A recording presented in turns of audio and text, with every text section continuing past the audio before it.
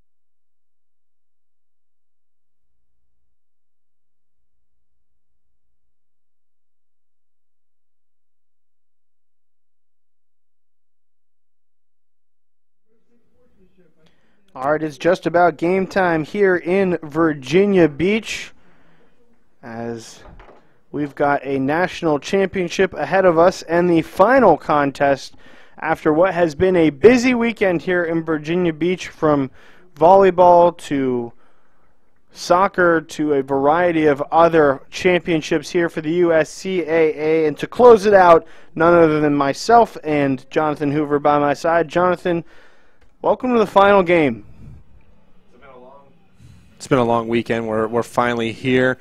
I think we should have a very entertaining match between these two teams. Johnson & Wales, very spirited, high-flying team. Penn State Brandywine, offensive powerhouse, scoring 101 goals this season. So hopefully we can continue to see that the goals from each team and keep a spirited match and walk away with a Division II national champion. We're looking for fireworks to close the weekend out, as this Monday afternoon has quickly turned into a dreary one, as it started a decently nice day today. It was about 58 degrees and overcast for the women's game earlier today, but now it is rainy. It is 56 degrees, and it will only get chillier and more wet as the game progresses, as we are looking at a 100% chance of rain between now and about 7 o'clock. So should be a wet 90 minutes.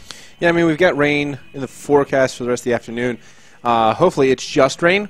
Don't want to see a storm roll through with thunder or lightning, because then we go into a 30-minute weather delay. And depending on which team is up or depending how the game is going, it might disrupt the momentum that they have. So hopefully it stays wet. Rain is the great equalizer, but definitely don't want to see a storm to break anything up during this game. So we are just about ready to go. Penn State Brandywine, wearing the navy blues and grays, will go from left to right here to begin the half. It is 4:06 Eastern Time. The officials giving the thumbs up to everybody, and away we go. Rocking the white uniforms and the faint yellow numbers will be Johnson and Wales, and we will do our best to interpret those numbers. Thank you, Mr. Hoover, for supplying the binoculars today, as they're likely going to be coming in handy for this second game.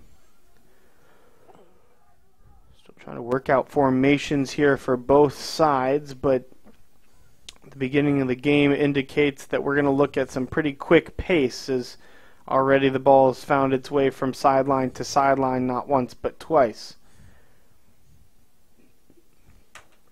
Brandywine now with the ball.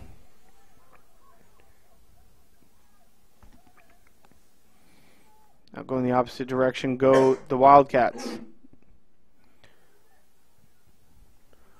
Feline friendly once again today. It seems like most of these USCAA teams we've seen this weekend have had some kind of cat as a mascot. We've seen Cougars, we've seen Wildcats, Bobcats, and Lions. A great save is made there, and that's how the day starts defensively for the Brandywine Keep. That's Brandon Weldon in net. I expect him to make more of the same today, as he saves just about 93% of the shots he sees every game.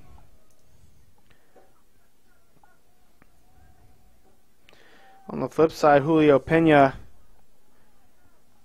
in the highlighter yellow for the Wildcats, saving about 88% of his shots on goal.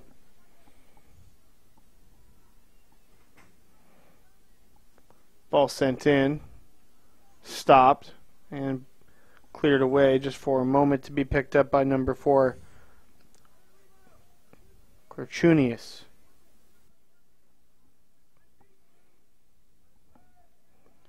Ian Rowland now with the ball. He'll throw it into Korchunius.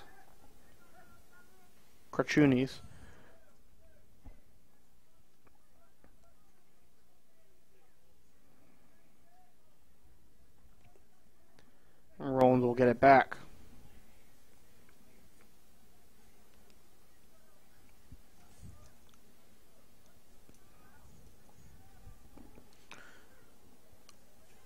Ball finds its way down the line.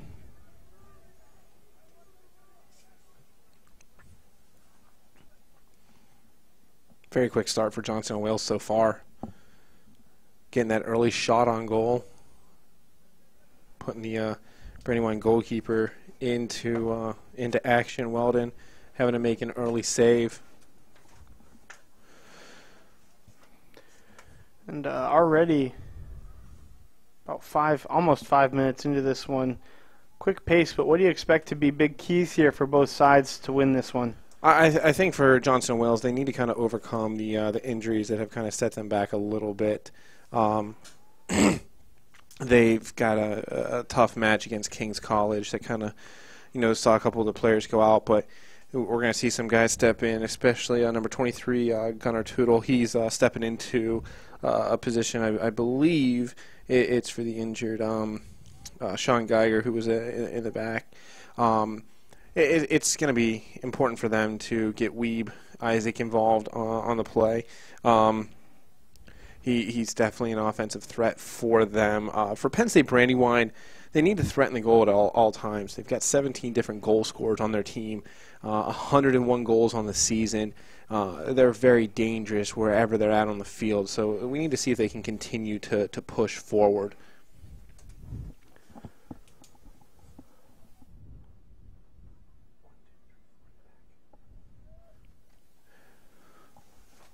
Johnson Wales keeping the ball down here in their offensive end this half. Really trying to work to find that first goal, and I think if they can get the first one, that's definitely going to open things up for them. Very similar to the UC Claremont game that we saw time before. Once they get one, they want more, and they're definitely hungry. Johnson and Wales got here by getting a 2-0 win against SUNY ESF and a 5-0 win on against King's College. For Brandywine, definitely getting here through a long road with a 1-0 win over Berkeley and a 3-1 win over NHTI. This is their third game in 3 days. Johnson and Wales had yesterday off, so we'll see if that plays a factor. Johnson and Wales pushing offensively here.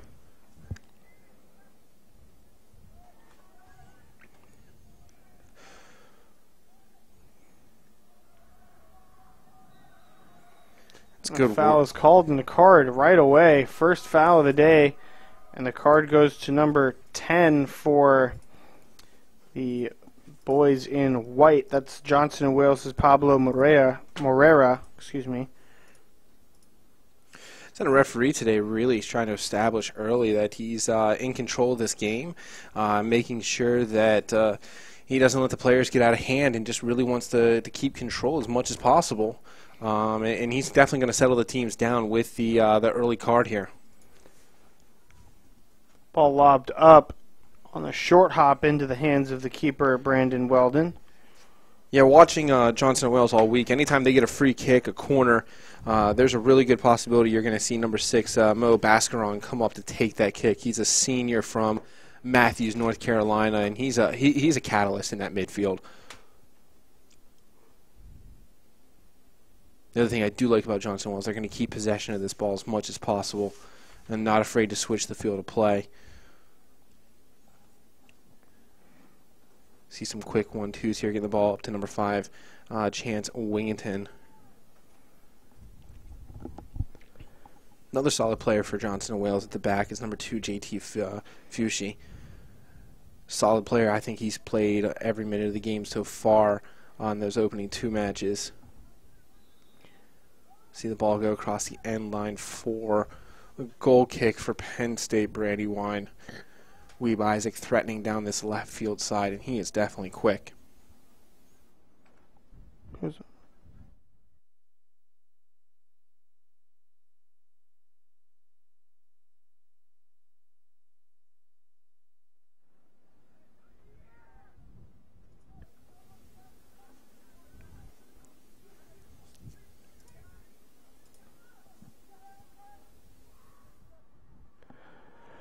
More physical play, and the referee will stop the clock, and will they pull out another card? Let's see.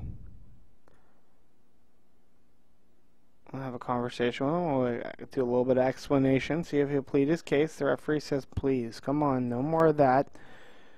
And he'll send Sarafinas off with a warning. This looks like number 8 feigning to take the free kick. Maybe it's 6, Bascaron.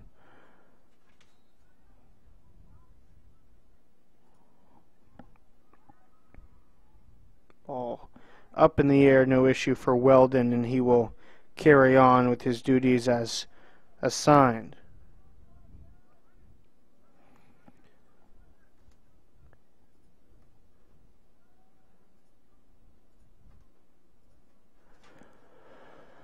Bobcats maintaining possession here early in the first half. Penn State Brandywine, much like the women's team, just struggling to get the ball. Now forward, here's another chance. Good defense and ball shot up and over the upright. Will be a goal kick. You can see that pressure put on by Johnson and Wales. It looks like they're playing a 4-3-3 here with 6 Bascaron sitting as the defensive midfielder, which allows them to get numbers forward. They are going to be a high-flying team today in getting those chances. Goal kick sent back up to midfield, won by Bascaron there. Sent down to the corner, but no one's there. Serafinas there to clear the ball up. And Elijah Isaac Washington able just to knock the ball out there. Let the teams reset here for a second and get numbers back while Penn State tries to get numbers forward. Throw in here taken by Roland. Falls into the lap of number 14, Daniel Willie, but he's going to put that high and wide for Brandywine's first shot of the day. So goal kick to come for Julio Pena.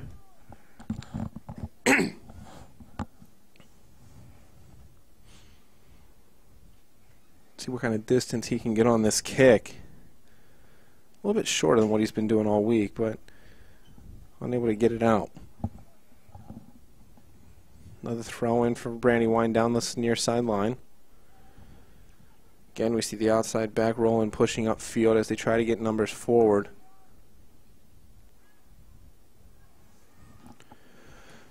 Clearance is unable to find any of the Johnson & Wales players, and it's still in their defensive end. Got Marino trying to get it cleared out. Sent back in by Brandywine, but that's going to be an easy save for Pena. So Pena will put it back into play across midfield now.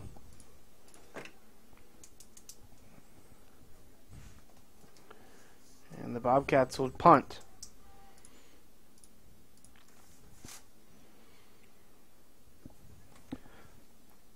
Rain coming down a little bit heavier now. Not quite sure if it's showing up as much on film, but it's starting to come down a little bit heavier than it was at the start of the game. It's going to make that surface very slick and make that ball move a little bit quicker than what we've seen all week. While you may not be able to necessarily see it up in the air falling, you can certainly see a little bit more of a shine there on the ground. The turf there a little slicker here in this evening contest, early evening contest, if you will. We had such a nice start to the day, too, down here in Virginia Beach. We had sunny skies, clear skies, and during the Division II women's match, it slowly got darker. Definitely the clouds rolling in there towards the end of the game.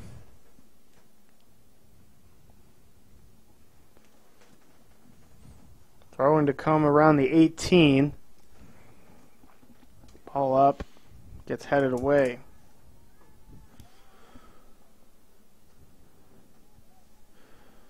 Number 5, Chance Wingington there on the ball. Tootle coming up behind him.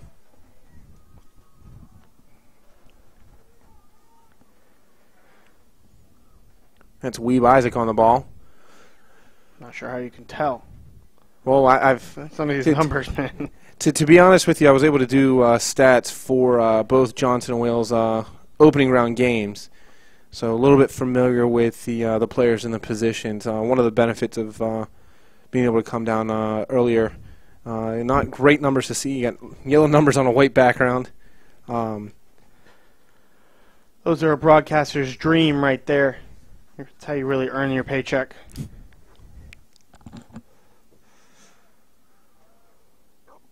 All up in the air.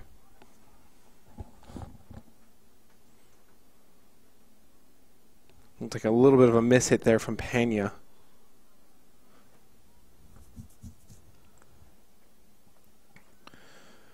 So I'm able to tell who that was down there in the green cleats. Looked like it was Fucci there trying to clear the ball up out of the back line.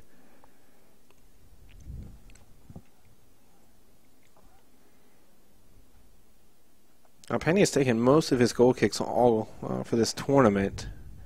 Not doing so here. I wonder if that weather, that slickness is going to have a factor here. Tito Villanueva there, trying to get on the end of that ball. Taken away by the Bobcats here now, a chance. They'll bring it in and just looking for a place to cross. It gets by the keeper. And it'll be a goal kick, but if there had been somebody there. I think the AR on the far side said it took a little bit of a deflection there from Villanueva. I didn't see much myself, but I think he had a better line on it than us. I thought it was going to be a goal kick.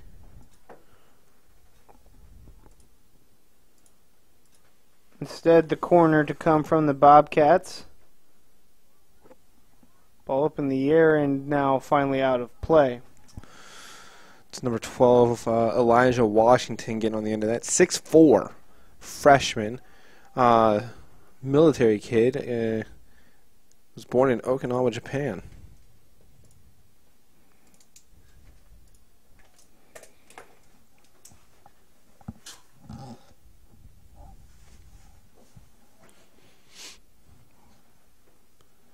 Brandywine's goal kick up to about midfield. Good ball through here. Here comes an opportunity for number 4, Korchunis. He'll give it up, passes the ball in, and now to the keep.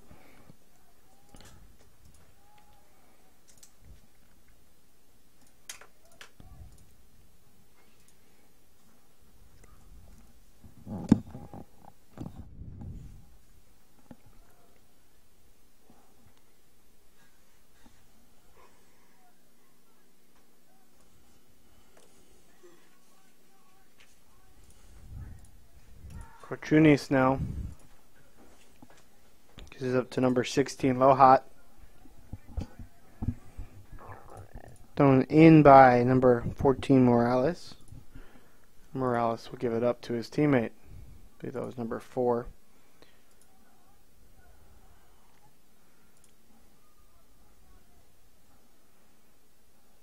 Would be Isaiah Washington. If it was. Maybe it was 14, Morales. I'm still not 100% sure. Maybe it was 6. These yellow numbers on the way really background. Killing me right now. Being up here in the press box, we're at the same level that you're seeing from a camera view. Makes it a little bit difficult to see, but I think give us about another 5-10 minutes. We'll definitely have this down a little bit better. I don't think the rain helps. Here comes a chance here for Penn State Brandywine, and wisely they boot that ball to the right side, so now they've got to go ahead and set things up as everybody retreats.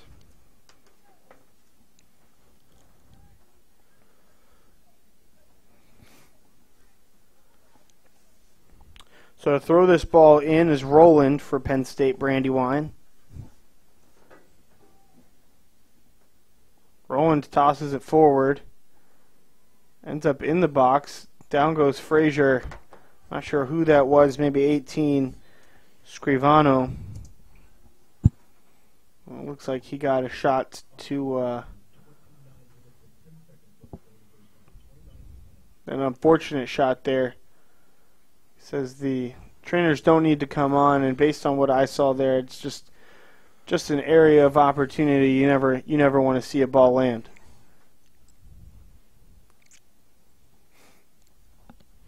Just got to give him a second, let him collect himself. He'll be back on his feet soon.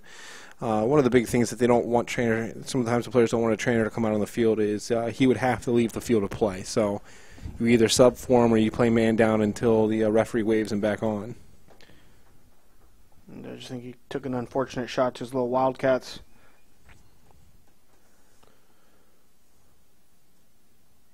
He just got to collect his breath at the very least. And it just looked like someone was trying to clear the ball, got right to the gut, and you could see him go down right away.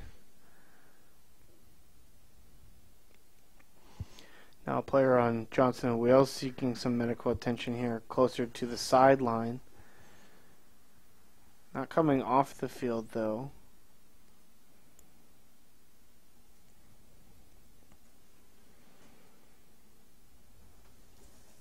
That one there on the near side looks like that might be JT Fushi.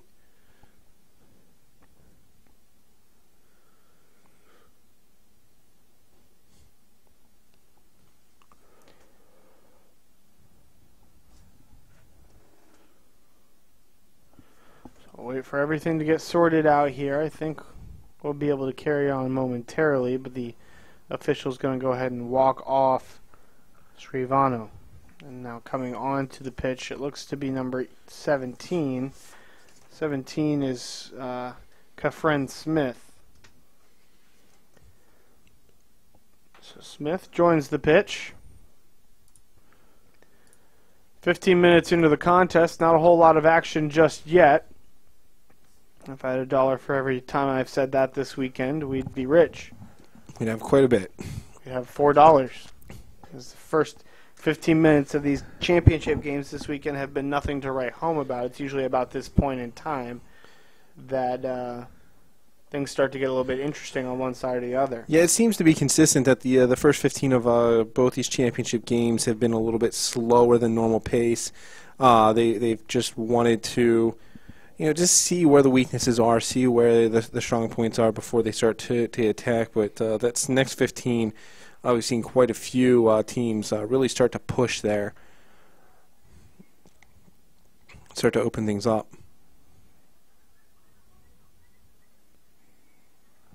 Good defensive effort there. Defensive play made by Korchunis. I think what we need to now remember is that it looks like Fucci had a little bit of a bloody nose, got some blood on his uniform. He'll now be wearing the number 13 jersey instead of the number 2 jersey for the rest of the day.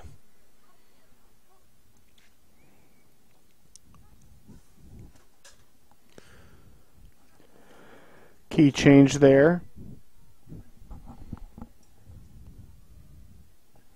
Looks like number 8 on the ball, Sam Fenning.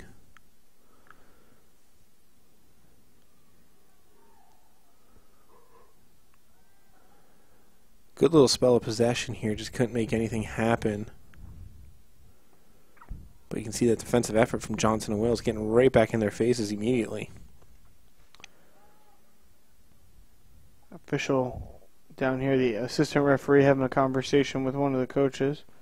Or is that another referee? I think that's the 4th official. Just rocking a rain jacket. Trying to stay dry. Luckily, we're up in the press box, so we can stay just as dry as we want. So we should open the windows here. What do you think, Hoover? Shot on. Just off the upright. Wrong upright, though. Just that a play. Now, theoretically, if that upright happens to be hanging over the field of play, if it's in the field of play, referees will go ahead and deem it as an out-of-bounds object. If it hits it, the ball is going to immediately stop play. So in the instance of its location, it would be considered out for a goal kick. Now coming down the other side quickly is the men of Brandywine from Media, Pennsylvania.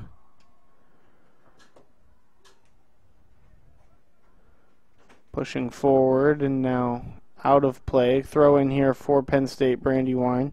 It'll be low hot. Number 16 for the Lions. Ball thrown in. And cleared.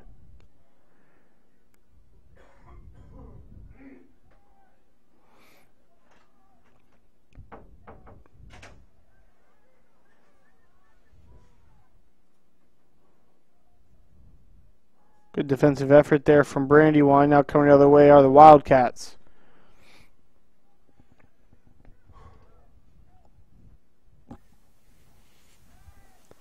Ball taken away from Brandywine.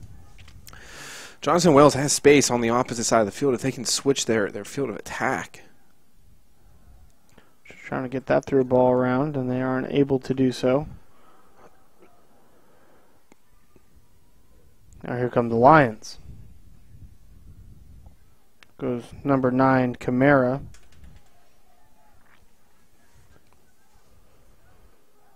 That ball is lost out of play by number 11, that is Villanueva.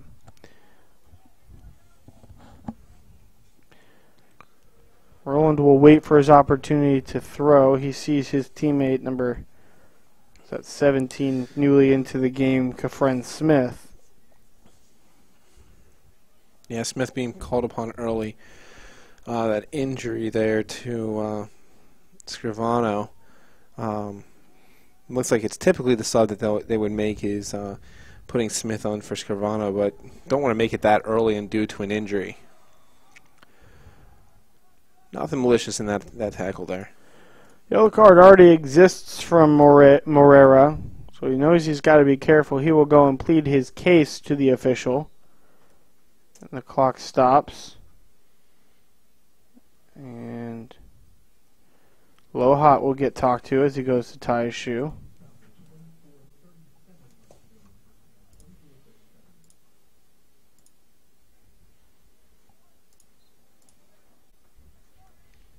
Free kick taken horizontally across the field. Ball lofted up into the 18. Quickly cleared, and Lofot will take it. Lohat now. Onward. Now with it, number 14, that's Willie. Willie with it. Great ball in. I believe maybe a squandered opportunity. Carey's going to push it on to the keeper, and Pena makes the stop. That's where that surface is going to play a role in this game. That slick surface just didn't allow Carey to get a good touch on the ball. If he could have, he would have been through on goal behind the Johnson & Wales defense. Good carry upfield by Johnson & Wales here. This is a good little spell of possession. Just a heavy touch there to lose possession of the ball in the offensive half. And we're going to see a throw-in now by Johnson & Wales. Quick throw down the line of Chance. Can he take it now? Shot in. And there was a Bobcat there ready for the rebound. I believe it was 11, Villanueva.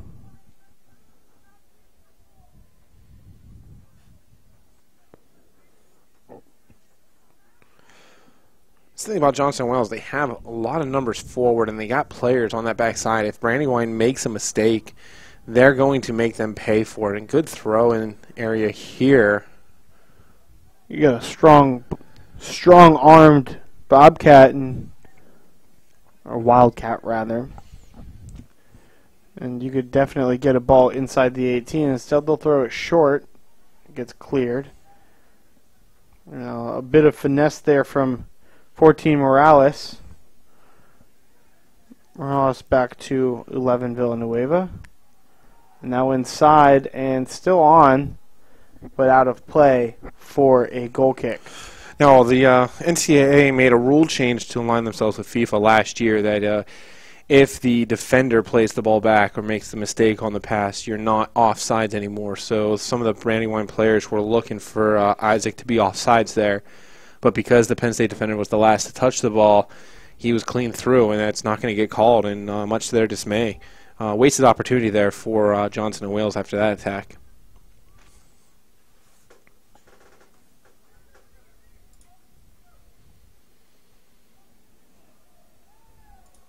Aggressive slide tackle, but one that reaps some reward here as now as an offensive opportunity. Down off to the races goes number 16, Isaac. And a little bit of pushing and shoving down there, and Brandywine wins the battle. Neither team has made a distinct effort to win the war just yet, however. That ball is cleared out of play on the slick surface. There we go. That ball is definitely moving a lot faster this game than the last game, and I think it has a lot to do with that rain. Rain coming down, and it won't be stopping anytime soon.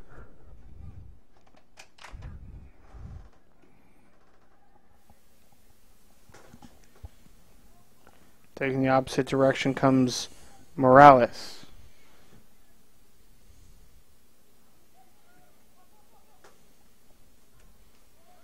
It's a good ball forward. Johnson Wales just missing that secondary runner going forward into space.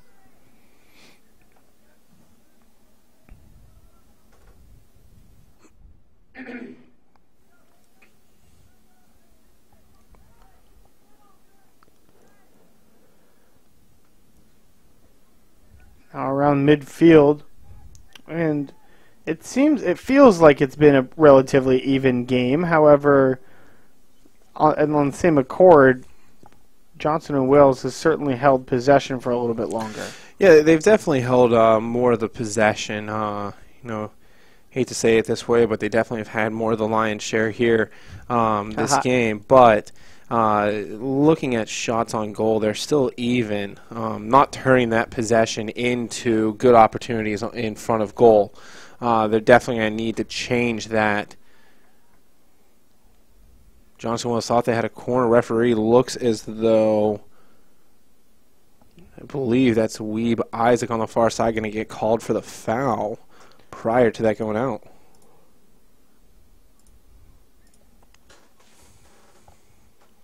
So a goal kick to come from Weldon. Brandon Weldon from Essington, Pennsylvania. Playing here in his sophomore season at Penn State Brandywine. Only one junior on this Brandywine roster and 2 seniors, it seems. Maybe 3. Yeah, it looks like there's about 3 seniors on this team. Very young team. Talking with Coach Safrinos before the game, a couple of injuries, has seen that he's got 4 freshmen in that starting back line. But luckily, he said 3 of them started most of the season. So it's an experienced group of freshmen, which you don't hear that too often. But they seem to be playing very well against that front 3 of Johnson and Wales.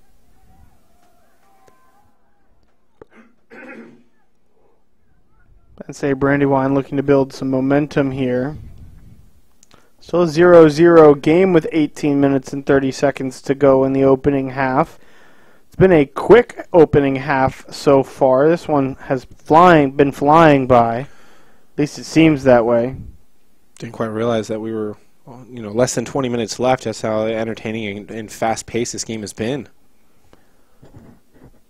Certainly an aggressive match so far for both sides. Nothing coming to fruition to this point. However, maybe a chance right now. Onside is the call, so they'll continue to play. And now coming back to clear and maybe start a counterattack are the men of Brandywine, and it will be all for naught as that ball ends on the hands of Pena. Yeah, unfortunate that Villanueva couldn't hang on to the ball there in a good spot, just a heavy touch.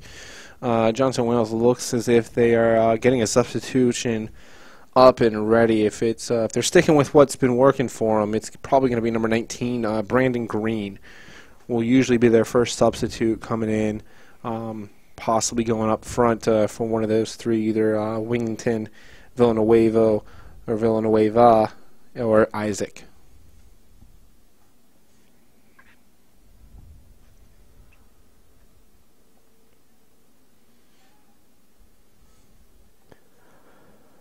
The pace of play has been relatively consistent with the pace of the pitch as these balls moving quickly everywhere. A little bit of slip here and there, but all of that is consistent with the pace of the rain as that has not slowed either. As a wet pitch can only get wetter.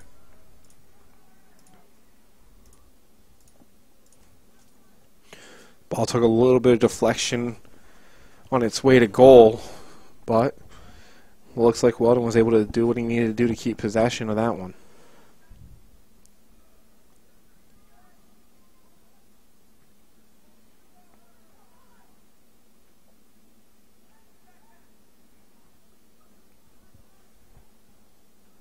Miscommunication there by Johnson and Wales. Ball cleared, and Penn State Brandywine will quickly try to reinsert this one into play. And he'll get moved back about 4 yards, and I would be surprised if he tries to sneak those 4 yards back in a little walk. There goes 1. There goes 2, 3, 4, 5, 8, plus he nets 1 on the exchange there with the official. That's the telltale sign of an experienced soccer player. How many yards can you get forward on a throw-in to take advantage of it? Both sides do it, so it's not one side or the other. I think the official expects it, and so you push him back because you know he's going to end up back where he tried to start. It's almost like a negotiation tactic. Absolutely. Because if you let him be where he wants to be, then he's still going to participate in that extracurricular walk before the throw, It's a matter of you're going to let them have 5 yards or you're going to let them have 10. Yeah. Now, some officials don't tolerate any of that extra movement, and I've seen players try to take up to 10 to 15. We'll see what he does. I mean, he's already established. He's definitely the center ref has definitely settled players down a little bit already, not letting them get away with things. With that early yellow card, I think it's settled things down very fast, and he's letting the guys play.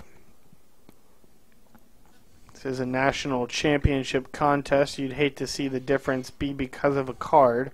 Absolutely. However, tough play is tough play, and some things just are relatively unacceptable, and hopefully we don't see any of that kind of danger here today. Rain coming a little bit of a factor there is a swing and a miss on the opportunity from Lohat, and Lohat will ultimately scamper back and take it away, give it to his friend Smith.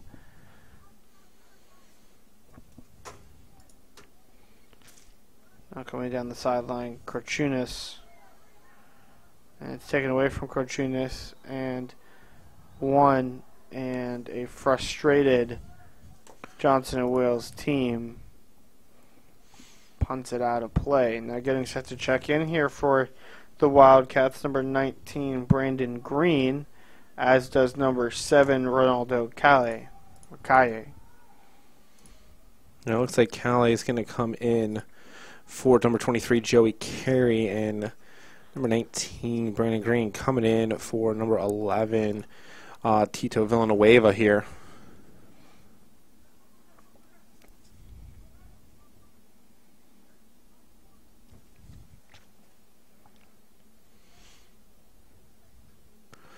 Brandon Green getting 2 goals in Johnson & Wales' victory over King's College the other day. So more firepower that they're bringing on. He's a talented freshman for them, looking to continue to do big things for the Wildcats today. So far, defense has been the name of the game through the first nearly 30 to 40 minutes. So we're about 37. That's definitely wrong.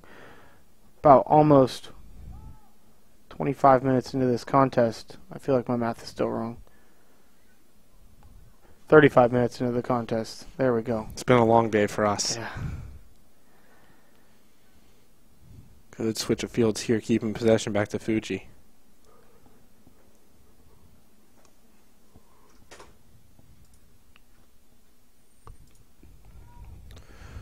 Regardless of how much time we've played, it's been a defensive battle, and it's the point we're trying to make. Not a whole lot of shots on. Couple of opportunities for both sides, but nothing really exciting at the moment. Again, Johnson & Wales doing a good job of keeping the ball in the Brandywine half of the field. I mean, even though they're pretty even on shots, it's not too many times that Brandywine's getting the ball in their offensive half. Clock is right on 12 minutes to go in the half.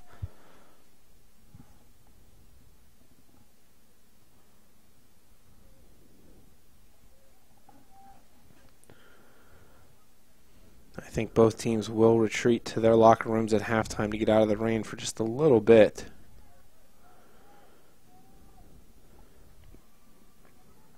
I can't blame them. I certainly would be too. Thankfully, I don't have to retreat anywhere. Beautiful facilities hosting this weekend's action here. The Virginia Beach Sports Complex and the Princess Anne Complex as well.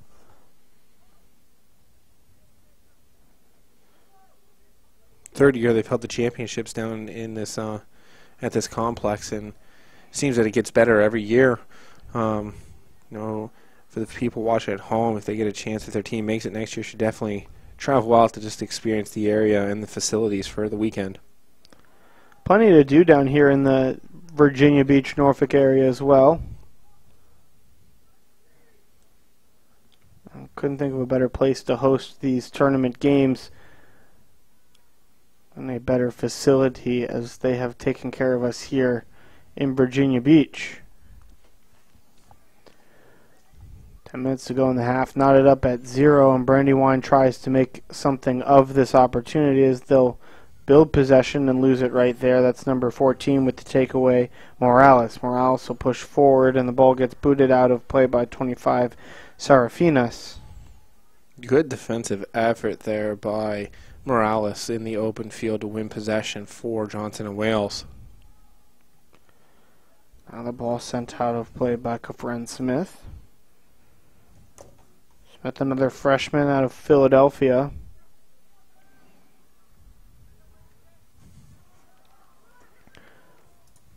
Ball lost. And an aggressive tackle there on Lohat. Lohat went down, and I think he deserved the foul. He ultimately got it. Yeah, pretty hard challenge there by Sam Fanning, but it wasn't a dangerous tackle, so the referee's not going to look to give him a card or anything. Just stop the play and reset and allow your team to get back. So now all but 3 players are on the right side of the midfield line.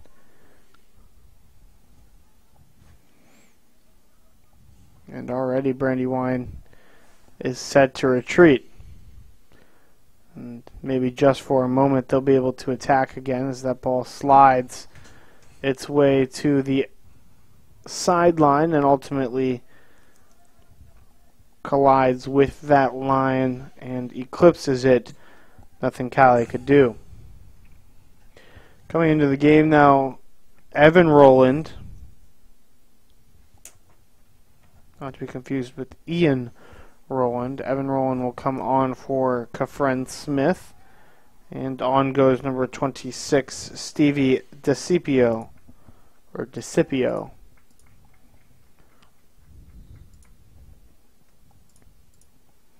So DeCipio in as well as Evan Rowland.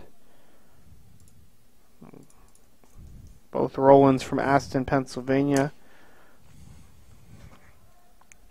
Now an opportunity and onside. Here goes a shot, a save, and an important one at that as it trickles just to the right of the net. Looks like that was a shot by number 8, Sam Fanning. Looks great job by Weldon to hold his ground, to get the save, and knock the ball out for a corner kick. Better give up the goal kick as opposed to giving up the goal here. So it goes out to Weldon's right side, so that's where the corner will be. If you're looking at the goal from midfield, it would be on the left. But from Weldon's point of view, the right. Under 10 minutes to go here in the half. Here comes the corner kick. Ball is up. It misses everybody, and I think it ultimately went off of Penn State Brandywine, but the official in the middle will say otherwise.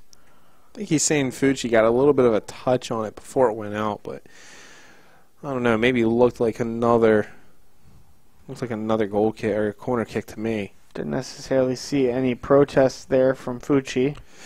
Now here's one of the downsides of being a goalkeeper in a game like this, and being a goalkeeper in general is your shoe comes untied. You gotta be like you're 5 years old again. Ask someone to help you out and tie your shoe. Hey, can you tie my shoe? I think that's what it's got to feel like as a goalie.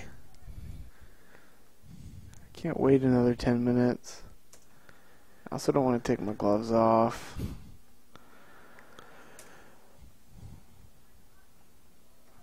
Gotta get the 2 bunny ears. You go over and tie that thing shut. Very difficult to do when you have those gloves on, but those are thick fingers. luckily he's got teammates that will help him out. Ball just pinging around back there right now for Johnson Wales. They need to get some possession here. Pinball wizard on the field at the moment.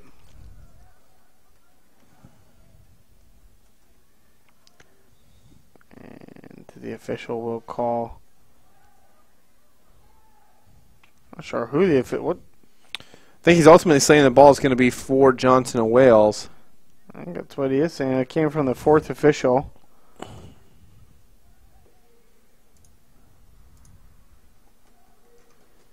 Looks like Weeb Isaac coming off the field.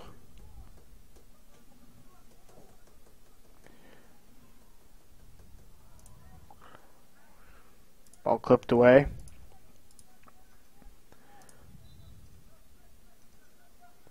Now Throw in to come from 14 in white. That's Morales. Ariel Morales.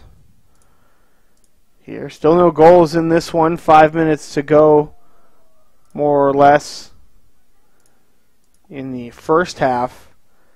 And I believe this may be the first half of soccer we've seen, at least in these championships, both Division 1 and 2, that there's a potential to see a scoreless half.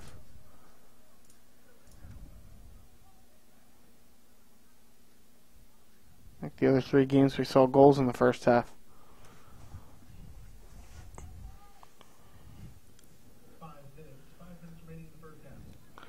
5 minutes until that point, though.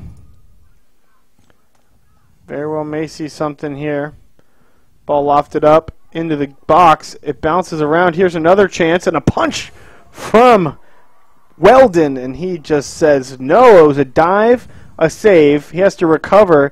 His teammates are there ready to make the stop with the body. And then out of nowhere, just a falcon punch from Weldon up and over the crossbar. So that creates an opportunity here from the corner. And Weldon will have to reset with his team. He's got men on both the near and far posts to defend against, and his teammates join him. That ball goes off of one head and punched away again by Weldon. So Weldon makes another great save there. And here Brandywine just trying to clear the ball, and they get there momentarily. Now the counterattack coming from Penn State Brandywine. That's number 8 for the men in blue. That's Scare. And now off of Pena and a corner kick to come from Penn State Brandywine. A misplay there from Pena. And that is a sign that the rain may be impacting the field of play a little bit more than you think.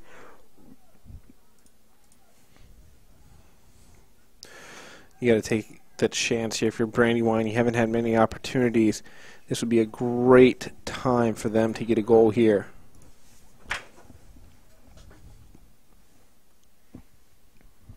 Ball is low and cleared.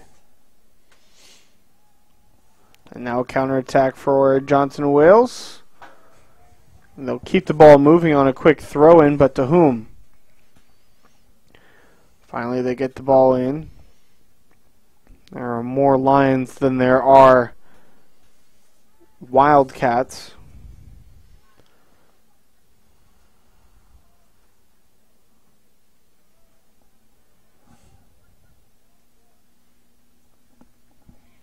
Now under 3 minutes here in the half. And things have kind of picked up here as of late. An aggressive play there. No whistle. And official says advantage, play on. Advantage to whom? It looks like the Bobcats will get it, but ultimately they don't do anything with it. And so Penn State Brandywine will have an opportunity to clear. They don't clear, and now the Bobcats are at it again. Here we go with another chance. Brandywine clears. Referee's letting them play, saying those were clean challenges. You can hear a large number of Wildcat supporters beneath us. They are unhappy with these last 2 calls going against them.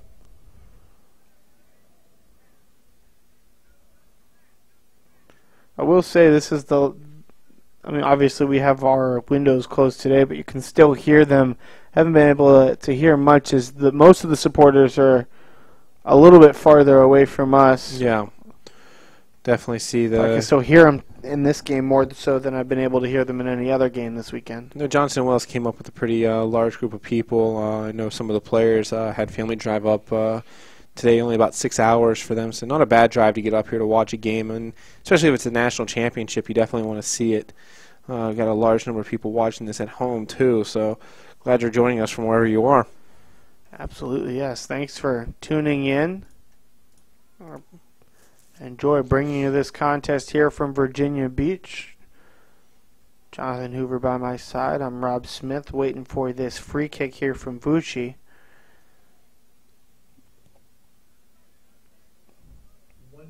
And we've got 1 minute to go here in the opening frame.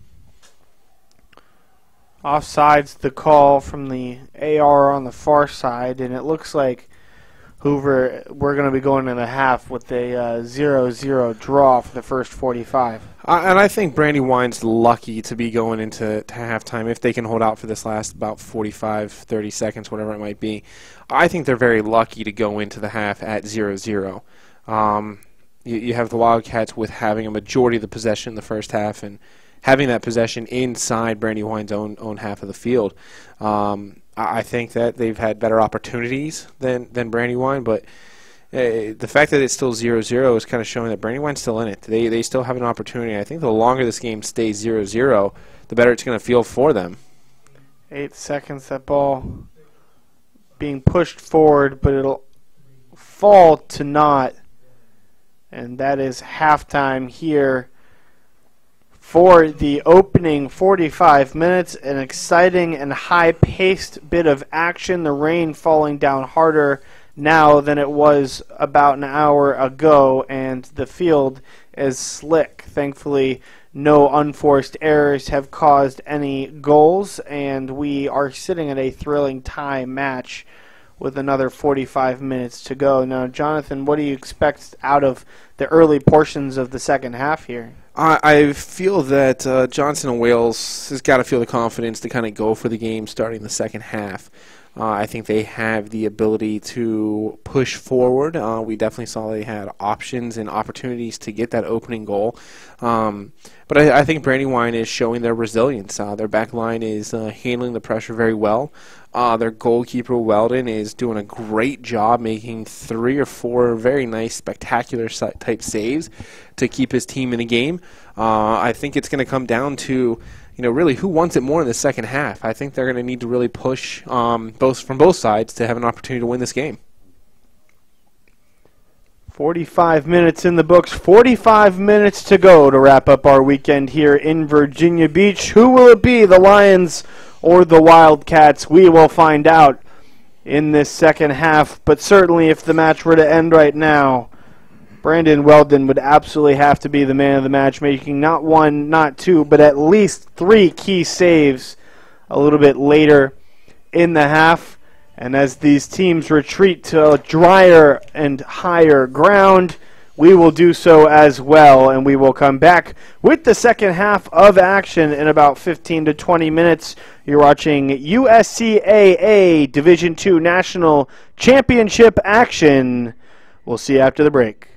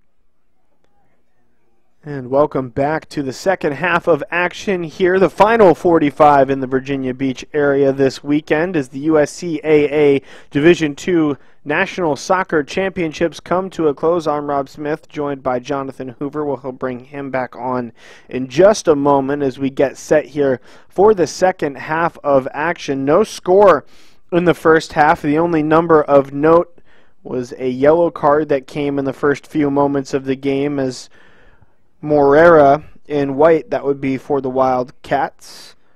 Pablo Morera, the midfielder from Charlotte, North Carolina, picked up a yellow card early, and that really settled things down, and things were getting chippy at the beginning of the game, but things settled down since then. And in that first half, the Bobcats aggressive on offense, but nothing ended up prevailing for them in that first 45 as the Lions of Penn State Brandywine played bend, don't break, and did so successfully in the opening half. And in the second half, they'll have to start on the defensive end as the Wildcats will begin with the ball. As we continue to get set here in half number 2, all other action has completed here in Virginia Beach as I believe there was volleyball, field hockey, among others, cross country, and soccer this weekend in Virginia Beach.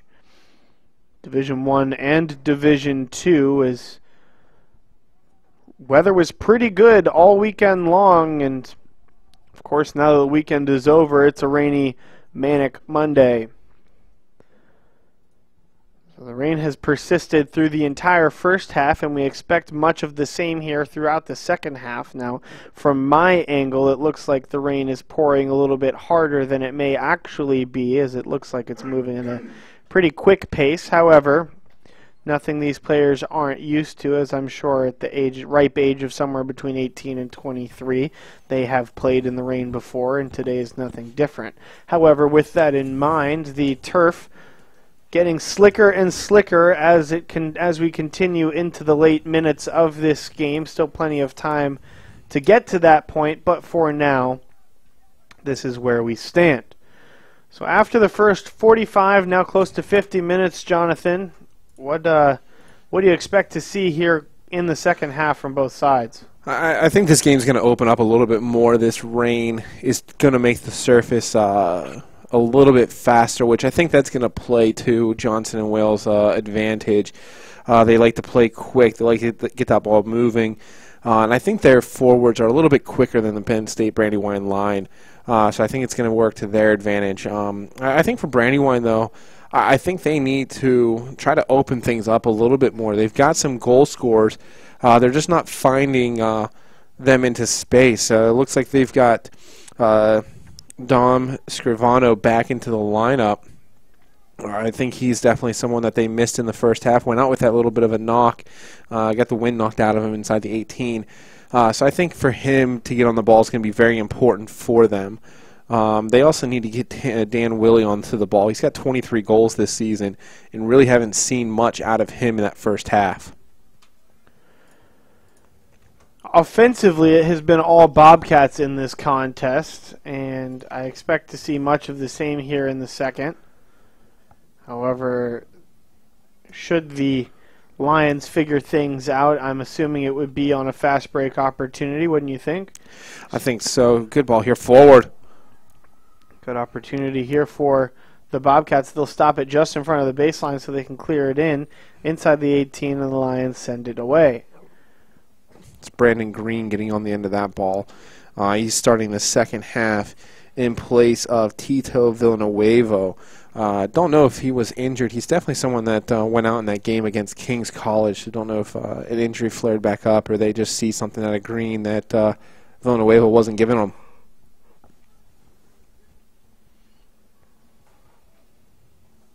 Now onward.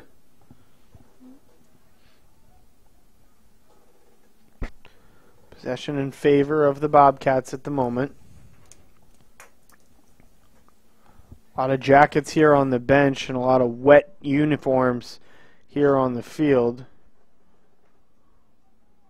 It's unfortunate they can't play with umbrellas.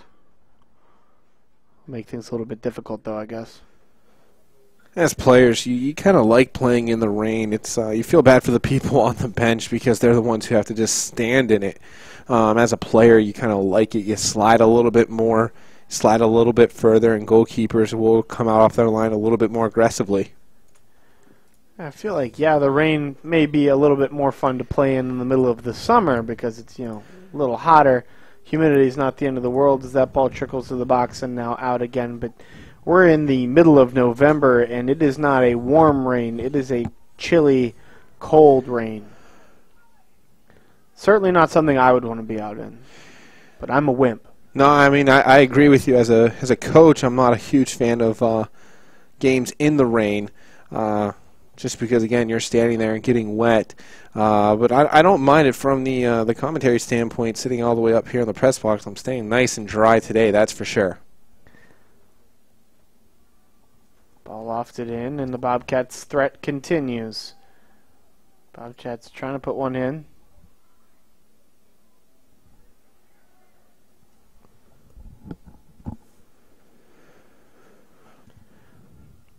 Good opportunity there for the Wildcats, just couldn't convert. Seems as if we're picking up where we left off at the end of the first half. Penn State Brandywine, at the very least, maintaining a 0-0 game, and down goes a Bobcat. We'll check on the injured man here. A couple of guys from each side going to double check.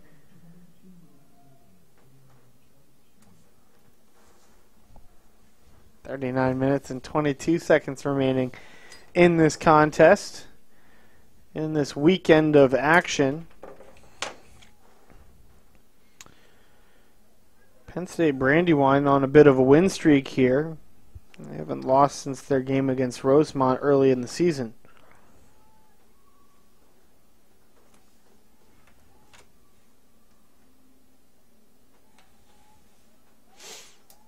Yeah, Brandywine got to the tournament by winning the Penn State Athletic Conference. It's a collection of all the Penn State satellite schools that aren't affiliated with a Division III or NAIA type school or Division II. Competitive conference, but they were able to handle it pretty well this season. Rousing applause there from the sidelines there for the stop, the pedestrian stop there from Pena. Happy with it regardless.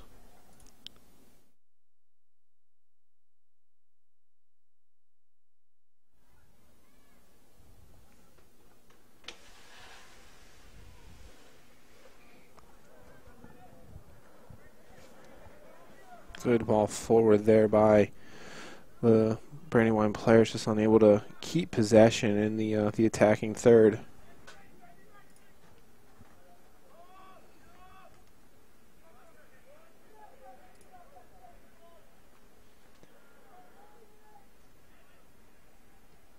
Brandywine still now trying to get into their offensive area. I think I give credit to Johnson and Wales for their defensive efforts. A team coming in averaging, 5 goals a game, and you're keeping them scoreless at this point in the match. Here comes a chance now for Johnson and Wales. It'll go up. Going back to collect, I believe, is 9. I believe that's number 5. Your vision might be better than mine. Numbers on the back of the jerseys are a little bit hard to see. So we do apologize if we make those mistakes on numbers. That is 8 Fanning. Fanning forward. And a corner kick to boot. Good defensive effort there by number 6, Ian Rowland, to get a touch on that ball. You had Weeb Isaac, I believe, on that back post. If Rowland doesn't get a touch on that ball, it would have been a clear shot on goal for Isaac, who's pretty aggressive in front of net. Number 8 Fanning now with the corner. Ball up in the air, goes off the head of, I think it was 18. Maybe it was 16 Isaac.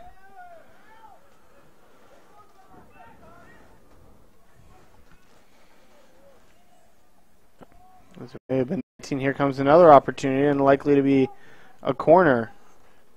And it will be a corner kick.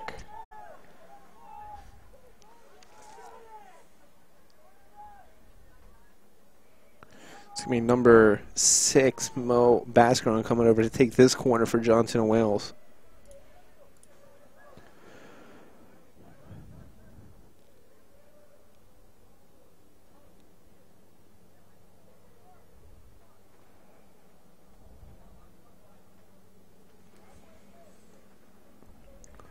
Ball up in the air. Headed away by number 6, Roland for Penn State. Coming up big for them again.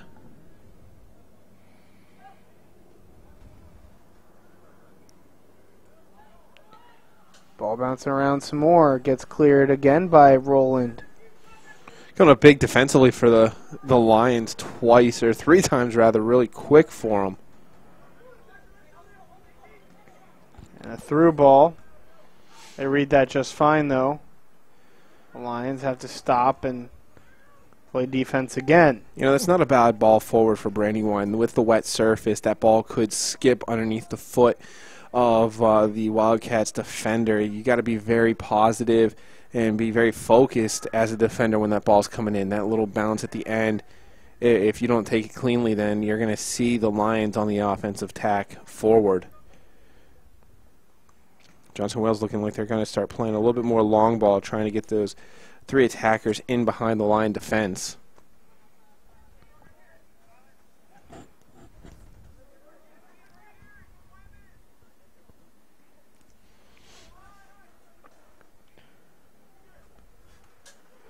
They're weathering the storm, but I don't know if they can continue to play so much. Play either. Yeah, that's twice today. I don't know if they can weather the pressure that the Wildcats are putting on them.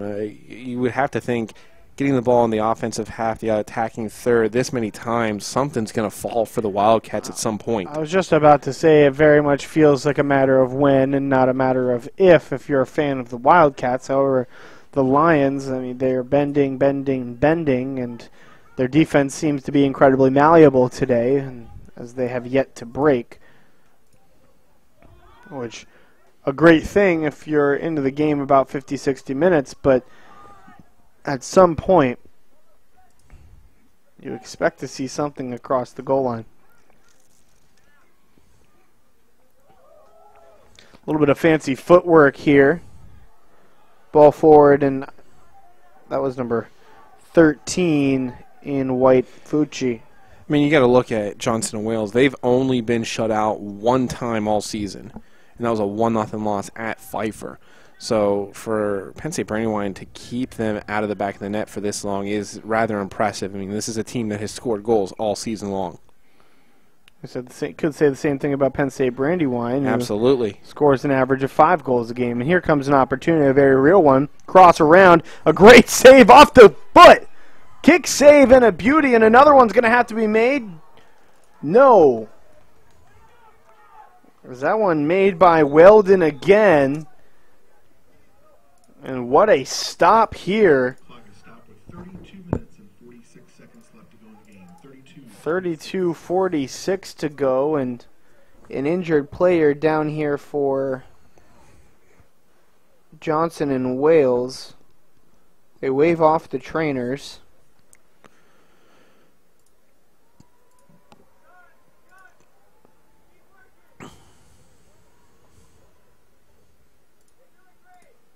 I think that's number 18 for Johnson and Wales, which would be Sanchez. I'm not sure if that's correct. 16. It's going to be Weeb Isaac there. Isaac had a great shot on and a kick save, and a beauty at that from Weldon. Keeps this one knotted at 0. Just about got that defense to snap, but the Wildcats remain scoreless for the moment. Now another opportunity in that slick turf. It's going to force a goal kick from Weldon, and I think on a drier day that ball moves a little slower. I think so. I think on a drier day, I think Isaac's able to catch up to it. He's definitely not slow, and that's why his players are still going to play that ball. He definitely has the chance, the speed to get to that, and they're showing time again that they are definitely being aggressive and pushing. We got about 31 minutes to play. They just got to keep pushing and see if they can get this goal. Foul called as Isaac again tripped up. Now he's favoring that left ankle, it seems, and contemplating going down. Instead, he'll hobble away. I think he's a competitor. I think he wants to stay in as much as possible. He's shaking his head. I don't think he's going to be able to continue for much longer. What's important is he gets through this free kick here. The official checked up on him. He said yes. He's still grimacing in pain down there. Ball lofted up. Whedon may have to do it again. Weldon, rather. I'm going to say that they had a deflection off a Brandywine player. We have a corner kick here for Johnson and Wales. Momentum continuing to build, and we're 60 minutes into this contest. And this corner kick may be the culmination of that momentum. 6 to take the corner. Ball up in the air. Nothing there just yet, and it gets cleared away by number 16, Lohat. So Bascarone takes the corner, and an offsides call, and that ball sent into the Virginia Beach sky.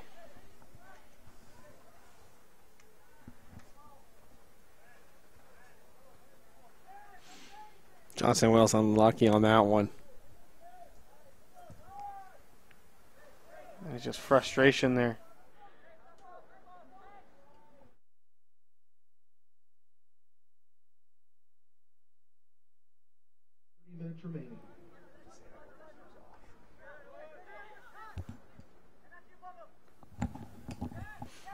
Very unfortunate for Johnson Wales on that one. I don't think personally, I don't think he was offsides on that. I'll look at it one more time. It's unfortunate, the case. And that one booted away in frustration. A little more bend in the way that Weldon has been playing. I mean, I feel like it's going to take something special. Maybe this is that something special here. I was just about to say, I think it's going to take a nice goal to beat him, or it's going to have to come from a defensive error in front of him. I don't see him making too many mistakes today. I mean, he's been tested enough that should this game go into extra time or PKs, that I feel like he's been the one that's been loose. Yes, ready to go. Julio Pena has not had much to do. He hasn't had much to do, but that also means he's been standing around in this rain. So it could play a factor if we get that far, but we still have 28 minutes of soccer to play. We'd have to get through 2 overtime periods of 10 minutes each before we went to deciding kicks.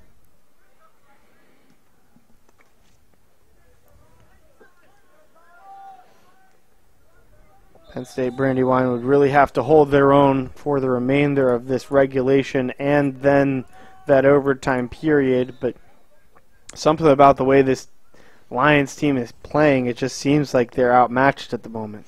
It really does. I just think that's because Johnson and Wales has got so much of the possession that they seem like they've had more opportunities, but we just saw that last break by Brandywine. They are fast enough to get forward, and they're dangerous enough to get into the attack.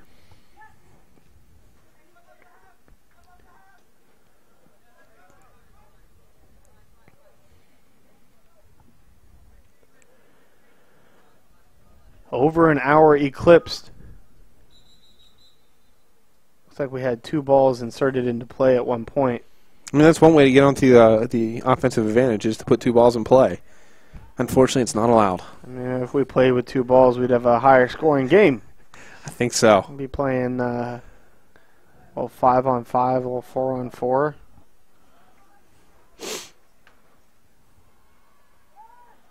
And a foul is called outside of the box. Not sure if they're going to give out any cards. The official looks like he's reaching, and he does give a card. That's to number 6 in blue. That is Roland. It's only the second yellow card of the game, but it does create a short corner at a better angle here for Johnson and Wales. Unfortunate timing here. 27 minutes, 11 seconds.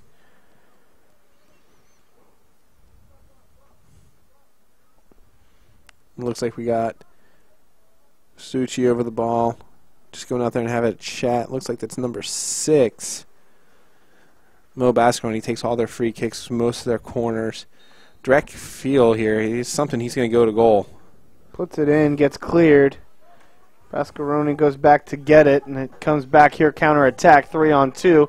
It's going to take one touch and just missed it. If there was anybody else there from the Lions to help, that may be a continued counter-attack, but instead it'll be Roland and Lohat to regroup and try to push forward. Very close on that one. Just missing that final touch, that final pass forward. Could have had an opportunity to get in on target, in on goal.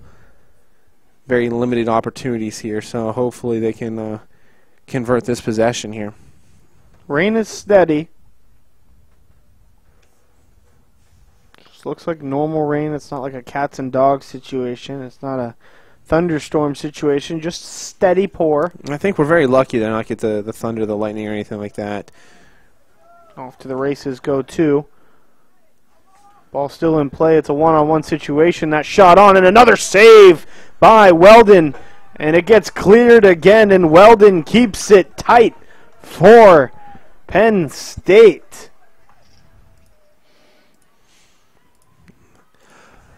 I feel...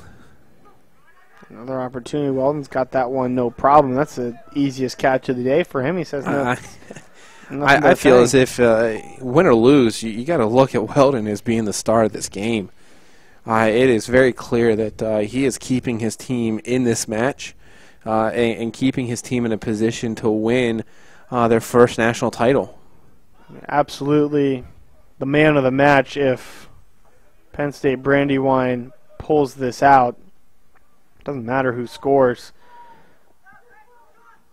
If it weren't for the work of Weldon, one goal would not just be enough.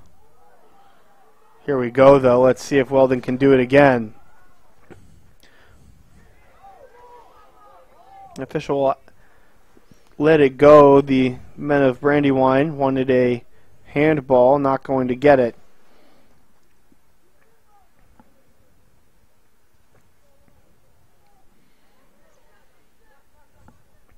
One thing to mention, the center referee, and I apologize, can't remember his name, just heard it at halftime. He did the men's national championship last year against Florida National and Bryan and Stratton.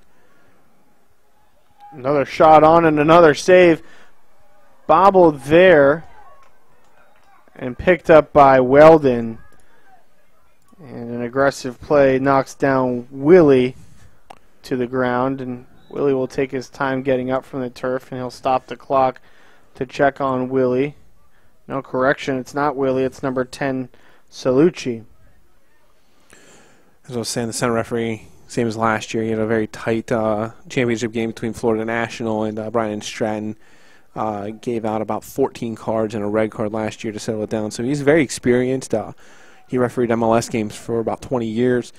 So he's very experienced. He's used to the high-pressure situations. He knows how to handle himself, and he's definitely keeping control of the match today, which we're very happy. He's letting the players decide.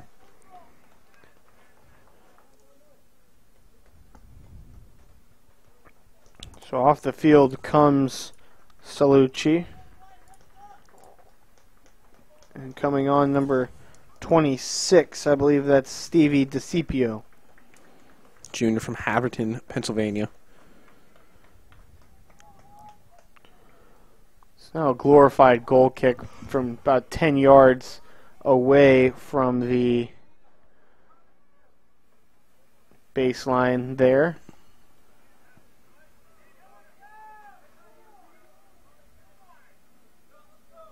Weldon growing frustrated with his team.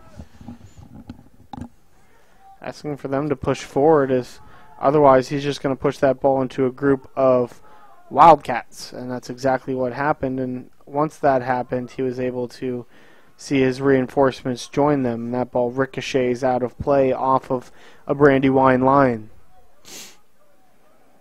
Took a slight deflection there when it came through. Penn State coaching staff not happy with that call, but not one that you want to argue too much right now. Foul called. You hear a brief thank you from the sideline.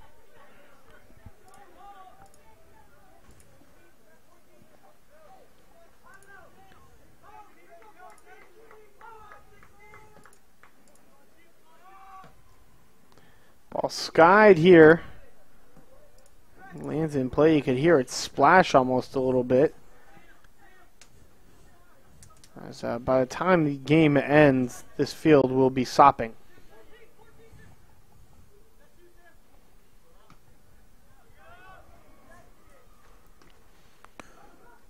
Here's a chance here for Brandywine.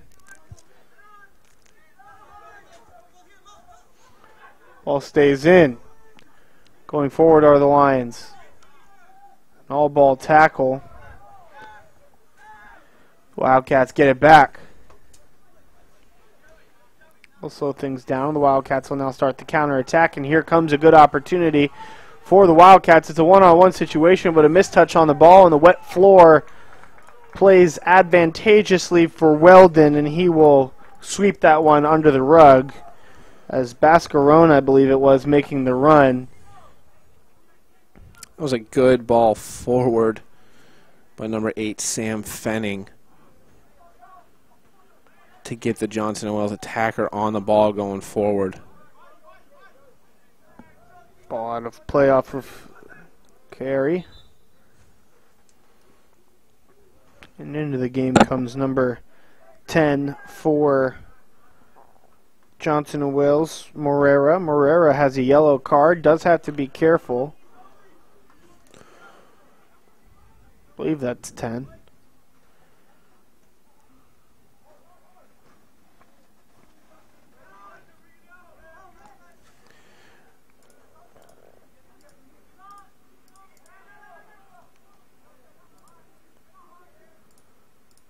Good slide tackle there from the defender on the outside. And now 3 Lions intertwined there, and it is Lohat who ends up with it. Lohat in the midfield will lay it forward for his teammate, and it gets slid and out of play. Near mistouch, and now it's a 2-on-4 situation. The Wildcats are outmanned, but potentially not outmatched. The Lions will stop, and the rousing applause from the sideline in support of Serafinas and his slide tackle there. We're getting close to about the sub-20 mark here in minute 69. Can finally confirm that was number 16, Weeb Isaac, that came in. Number 5, Chance Wayington going out. Seen a lot of nice soccer being played.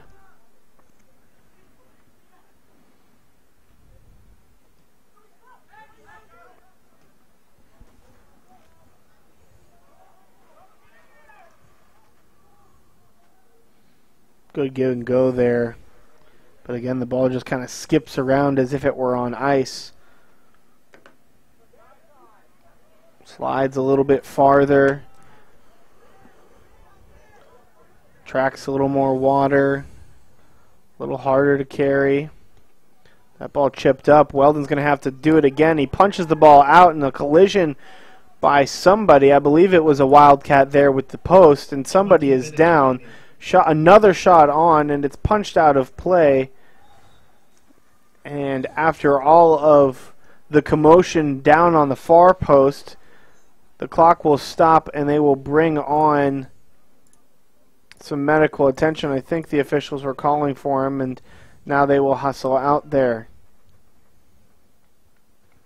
It looked like a collision there with the post. There's a couple of guys ended up moving that way, and so while Hoover tries to figure out who is down there, both sides appearing to get some refreshments here as This is a virtual water break and or timeout, which you don't often get to see, but this is a good chance for these teams to regroup, refresh, and for coaches to make some kind of quick adjustment. Now, Brandywine, knowing that there's a corner kick coming, maybe want to keep some of their guys down there. They did readjust the post there, as it looked like it came off of its moorings and just slightly off the line. So that's been moved back into place. Not sure if it's a head injury. Yeah, it looks like it's number 4, Brandon Kuchunis. He's holding his head pretty good down there. Not what you want to see, especially in a national championship game. Here, just about 70 minutes into the contest, the Division II USCAA National Championships between Johnson and Wales University of Charlotte and the Wildcats. And they're taking on here the Lions of Penn State Brandywine. 20 minutes to go. We've got a 0-0 score. But if you're just joining us, welcome to the show. You haven't missed a whole lot of offense, but you've missed some pretty good defense here from the back line of Penn State Brandywine alongside Brandon Weldon, the sophomore from Essington, Pennsylvania, single-handedly at times keeping this game a 0-0 contest. Yeah, you don't want to see Brandon coming out like that, but holding his head injury, he's going to have to come out. He's going to have to get checked by the trainer and cleared before he can go back in. Really hope he does make it back in because he's been a solid defender for the Lions this entire game. So now that that has been sorted out, we've got a corner kick. I would assume again from 6. Yeah, it's going to be Mo Bascaron again. Like I said, he takes a majority of these corners unless they're trying to go quick, but for the most part, he's definitely going to be out there and see if they can find Elijah Washington inside the 6. Ball hops up, out of play, and the call is Weldon's goal kick. Going to try to keep an eye here on Krachanis here, see if he can get back into the game, hopefully quickly, because they're going to need him. Looks like the conversation down there is trying to get an explanation as to what happened. I haven't seen the concussion protocol happen just yet, but just a simple conversation. What happened? Where'd you hit? How you feeling? What's the day? Day of the week is it? How many fingers am I holding up? The classics. Get some smelling salts and get back in there. Had one of my players go down with a concussion. They asked him what day it was, and he answered the Lake of Saturday. The Lake of Saturday. Yep. He didn't go back in that game, No. that's for sure. Happened to me once in high school. So I was like, hey, what day of the week is it? And I honest to God didn't know. It was the middle of the summer. Like, I couldn't tell you. I couldn't tell you even if I was okay. Needless to say, I didn't get to go back into the game either. Brandon Weldon's faced 12 shots on goal today, and he stopped all 12. Whereas Julio Pena's seen 2 shots on goal and only had to make 2 saves. So definitely in favor of Johnson and Wales this half. I think as far as being tested, Weldon is ready, and it may just take one opportunity here for Penn State Brandywine to get past that back line, and then you're testing a goalie who more or less is cold. Yes, we've been playing about 70 minutes. Shots of handball there. Ball played back to the goalkeeper deliberately. Ball popped up on Pena. Brandywine player saying that he touched it with his hand, which would be an indirect free kick for them.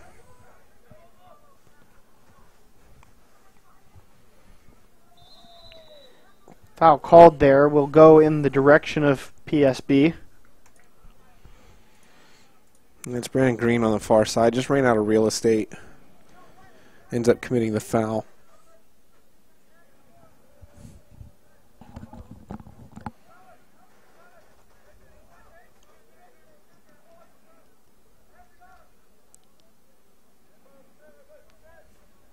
Johnson Wells have another substitution up and ready. See what change they're going to make. It's good to see Brandon Krachanis up, running around, still holding his head a bit. It'll be sore tomorrow for sure. I know he wants to get back in. He wants to play, but we got to think about player safety and health at this point. But trainer, if he goes through the protocol and says he's okay to play, then he'll go back in. Low hot now.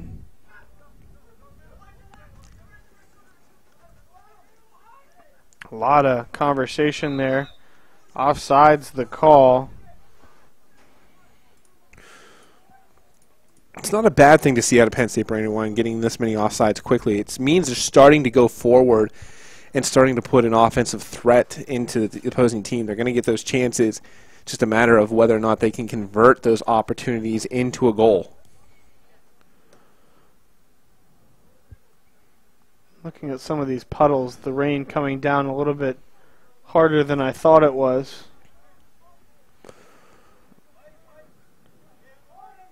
And has been this steady pace throughout. Now on the far side goes 18 Scrivano. He'll try to win a corner or something. At least, the very least, a throw in here about 10 yards away from the corner. He'll give it up to a teammate. Good real threat that we've seen from Brandywine in probably the last 20 minutes. Just about 15 minutes to go in the contest. And offsides on the throw. No, they're going to call a bad throw on him.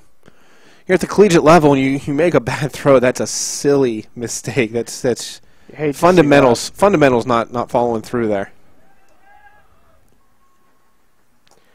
Into the game now comes number 5 in white. That's Wigginton. Looks like that's Brandon Green coming out. Good minutes from him. A lot of pressure. Very, very aggressive attacking threat for the Wildcats this half.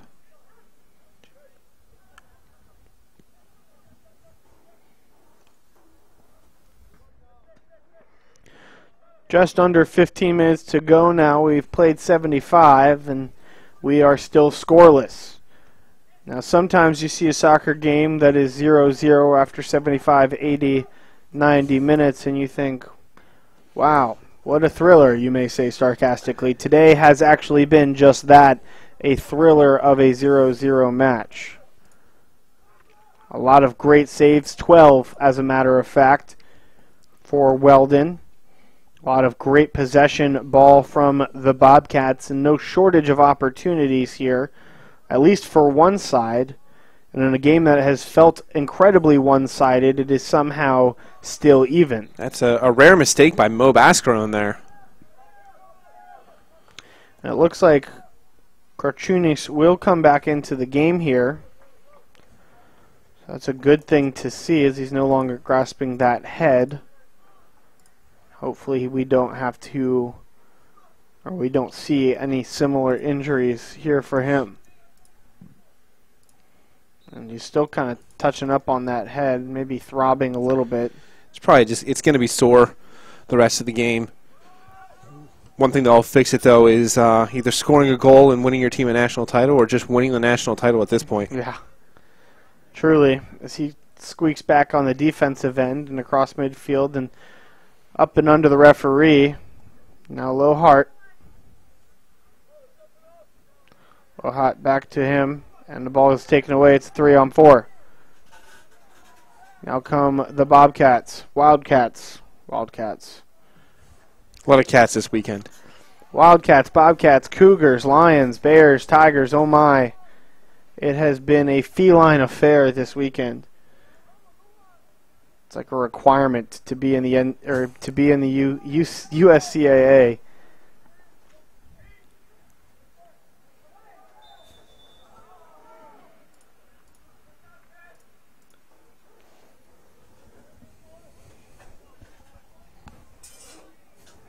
Free kick to come about 40 yards, 38 to be exact, from the goal. And pretty straight away, just about on the right hash. Ball goes off the wall, then headed back in. Still ricocheting and up and over. Ball kid there makes the save to keep it from going beyond the fence. That's going to be on SportsCenter. Just kind of punched it out.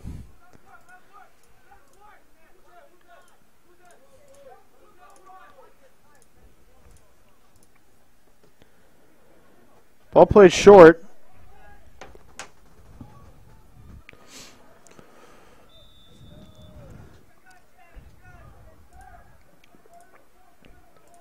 And Hoover, at this point, what are the expectations here for the final 10 minutes?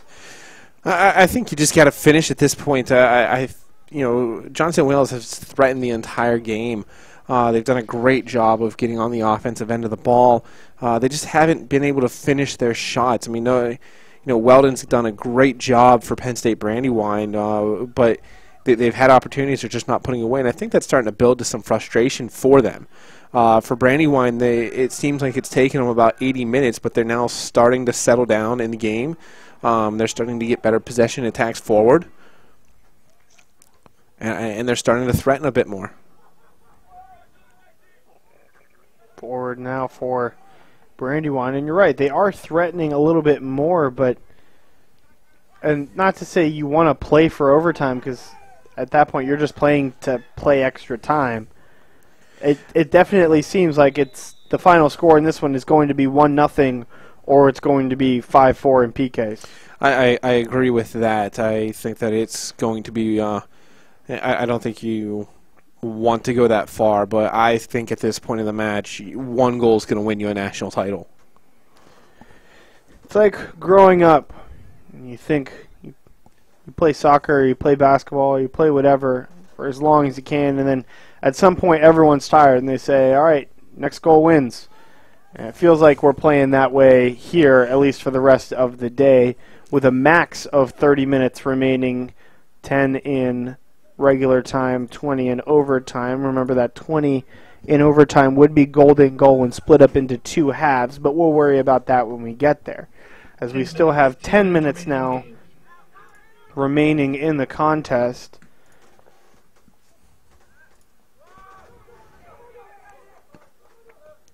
Do you think the rain has anything to do with the lack of scoring here today? I don't think it does. Both teams are getting options. They're getting chances forward, so I don't think the rain is playing that much of a role. I think, if anything, it might be disrupting Penn State Brandywine's play forward, but I don't think it's playing a huge factor enough to displace or change the result. To be honest, I think that this performance by Weldon is even more impressive because of the rain. Absolutely, the slick surface, the slick ball, and the thing about his saves, he's not giving up rebounds, and that's something that as a goalie you might see in the rain, is that you're not able to hold on to the ball as well, and he's doing a great job of keeping possession of that ball once he makes the save. Ball to the outside, and it looks to be a corner. No, the officials will both call it a goal kick. Some substitutions coming here. I believe that's going to be 8 for 16.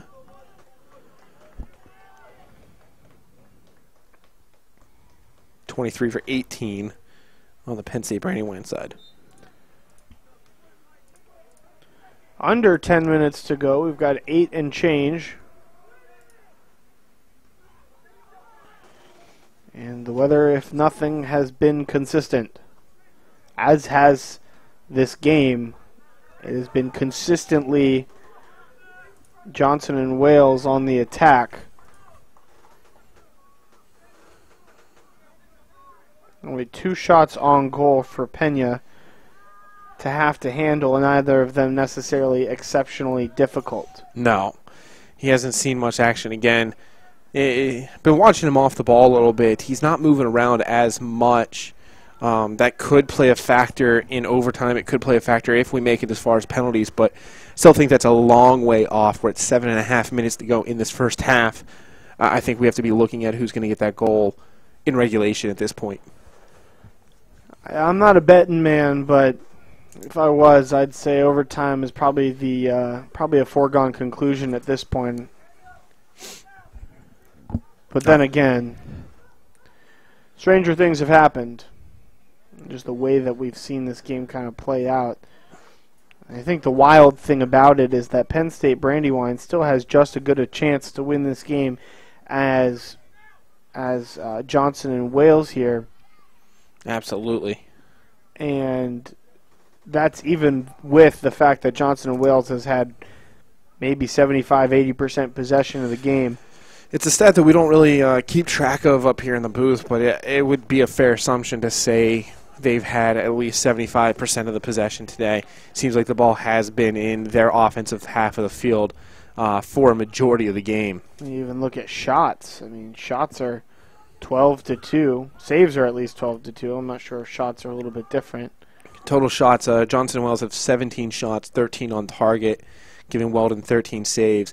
Penn State Brandywine has 3 shots, 2 on target, giving Pena 2 saves of the day. So definitely in favor of Johnson & Wales. 85% of the shots coming from Johnson & Wales, and roughly probably about that possession as well. I would agree so. Shots on target maybe not, but shots in general are typically a pretty good estimation of who has the ball a little more frequently. As number 4 for the Wildcats comes in, that's Isaiah Washington. He'll come on for number 10, I believe, Pablo Morera.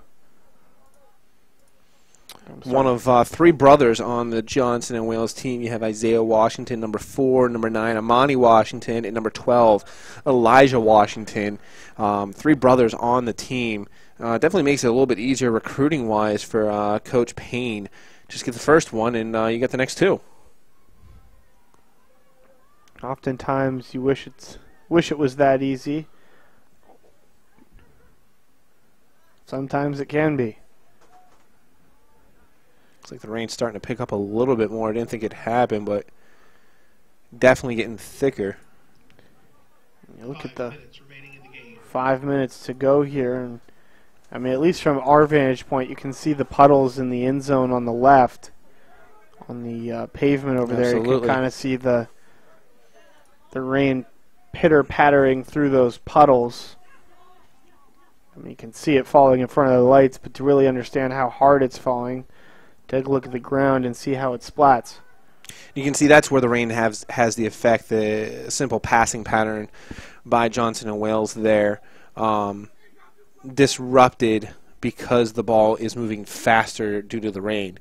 So it's breaking things up a little bit for them. So you could say that the rain might be hurting Johnson & Wales because of their pace of play. These guys, at this point in the game, you've played almost 85, 90 minutes. You may be frustrated. You haven't gotten anything across despite your best efforts, and it's raining.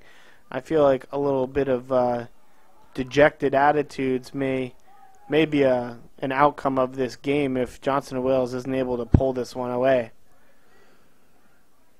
That corner flag coming into play, because it's so thick, the Brandywine player actually played the bounce. Very similar to like you would see in hockey. He plays the bounce and is able to keep going with the ball. So we'll corral the corner over there. And low hot now. Pushes off.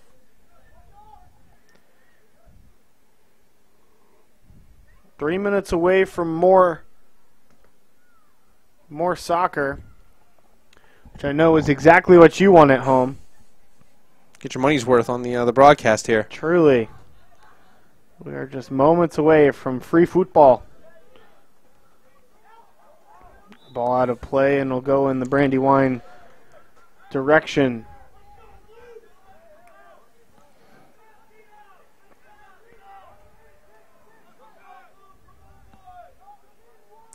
If we make it to overtime, we'll have I believe, a 5-minute break between the end of regulation and beginning of overtime.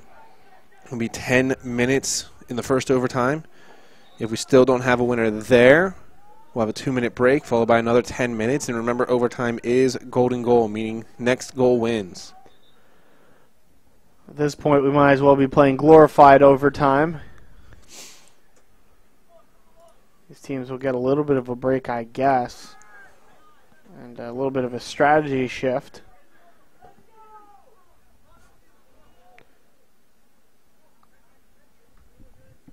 "88 minutes into the contest, the team's no less chattery as they were in minute 1. His communication now more important than ever is coming down the sideline as Korchunas. Korchunas now with maybe the first, second, third opportunity, no more than that of the half. No, very limited for Brandywine. Name of the game right now, last minute 42. As you said, this is almost like a glorified overtime session. You get a goal now, it's pretty much game over, and you win a title. Ball up in the air, and again, I want to reiterate that Pena has not been tested here in the second half at all, and did not really get tested much in the first frame. So on top of that, Pena's not taking his goal kicks either, so what is keeping him fresh down there? Just got to stay mentally involved, mentally prepared. Looks like Brandon Green coming back on for Tito Villanueva for this last minute. Good job by Weed. An opportunity here for Johnson and Wales, and it gets cleared, but then cleared off of Skayer, and it'll be a corner kick, an unfortunate bounce, and a substitution to come. So there goes number 6, that's Bascaron, to take it. A quick substitution gets Morera back on. And here comes the chance. Tension's rising. That ball gets cleared, but just for a moment, it's 30 yards, now 40 yards away. They'll push it back on the inside. Now taking it back around, pushing back up into the box, gets headed out. Just for a moment, and now finally cleared by number 25 in blue. That's Serafinas. And that will go ahead and do it for the regulation. We are going to extra time. Free football here in Virginia Beach, as 3 games was just not enough to determine who deserves to be the USCAA national champion here for the first time at the Division II level, and that means we've got free soccer coming at you in just a minute. But with 5 minutes on the clock here, let's talk about what's got to be the game plan going into this extra period. I mean, at this point, you can go for broke. I mean, you don't have any other options. It's you get the first goal, you win, you're done. You win a national title. I think for Johnson and Wales, I think the frustration is starting to build for them. They've taken 17 shots and haven't put any in the back of the net. So that's got to build for them, and that's got to be something that's on their mind. You've got Brandywine, who has very limited shots. They need to take control. They need to take a chance here in this half and know that they've held this pressure. These are 2 very high-scoring teams that have just played to a scoreless tie in regulation. It has been a thriller of a game, as Weldon has definitely held his own today, and even if Penn State Brandywine comes up short today, that is to no fault of Weldon, as this very well could have been a blowout for Johnson and Wales. Absolutely. And he kept his team in the game. Now, if you're Johnson and Wales, yeah, obviously you may be feeling dejected at this point, playing 90 minutes, giving 13, 14 shots on frame. But you still have got to feel good knowing you've controlled possession. You've had your way for the most part. You've just been playing a very good goaltender. That's absolutely the biggest part. That's the biggest part that I've seen, is that they have held possession. They have kept the ball. They're keeping it in their attacking half. There's not being much action going on in their defensive half. I would say just that biggest problem is that you have a goalie that's not been tested since very early in the match. You got to hope that he's fresh. You got to hope that he's staying mentally involved, and hope that if he does get called into action, he's going to be able to step up big. We know Weldon's been able to do so numerous times, and really he's kept his team in this game for the entire match. Now, for Penn State Brandywine, the issue here with them is, you played 90 minutes almost to get to overtime, and at some point, you've got to try to score. You have to go for it now. You've got to take some chances. You've got to send some long passes in. You have to hope that you can get Dan Willey on the ball, that you can get someone forward on to the end of one of these passes. You know, number 9, Mo Camara, he's got 16 goals. Haven't seen much of him. Number 4, Brandon Krishanis, that hit injury, he went out for a little bit. We need to see someone step up, and they need to step up big in this moment. You know, someone's going to be a hero for this team. It's a matter of which one of these 11 players wants to be that hero, who wants to, you know, take home this national title. Both sides kind of getting hyped up here for the next 10 minutes of play. Penn State Brandywine, we've mentioned time and time again, and very much a bend, don't break mentality, and at some point they've got to flip the script and hope that they can catch Johnson & Wales off guard. As for the Wildcats, all it takes is one, and they know that for both ends, as their defense has been rock solid all day as well. More so their midfield, as they've controlled the game in the midfield. The coin flips, and it looks like they're making the decision as to who goes where here early. They shake hands, and we are just about ready to go for this first period of overtime. Would theoretically be period 3 of the contest. And the rain continuing, gets harder, even harder now still. And just a 90-minute weather report, since we haven't given official weather update.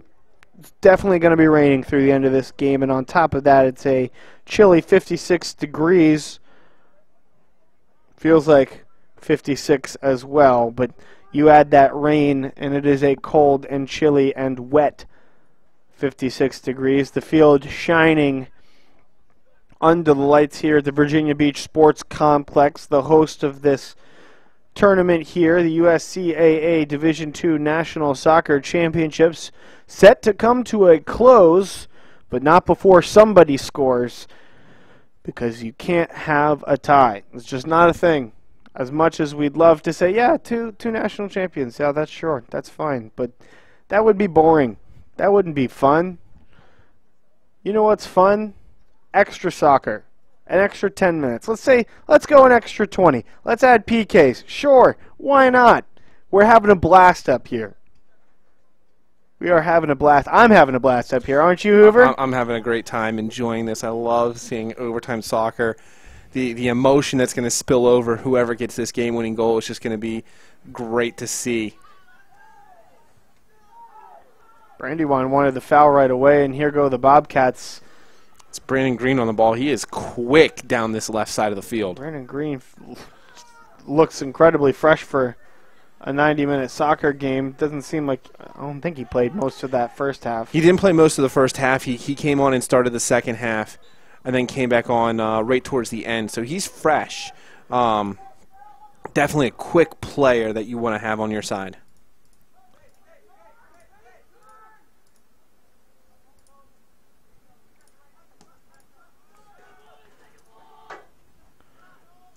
Forward goes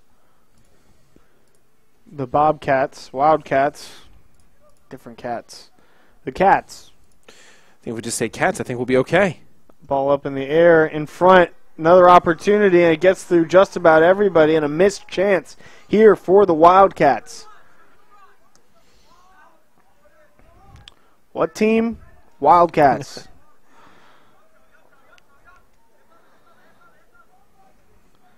Johnson Wales needs to get its head in the game here, as that was a opportunity that was missed. So Lahat throws it in, looking for Willie.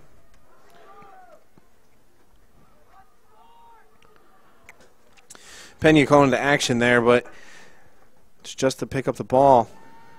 Not a good connection on that. Ball seemed to rub his right leg after that kick.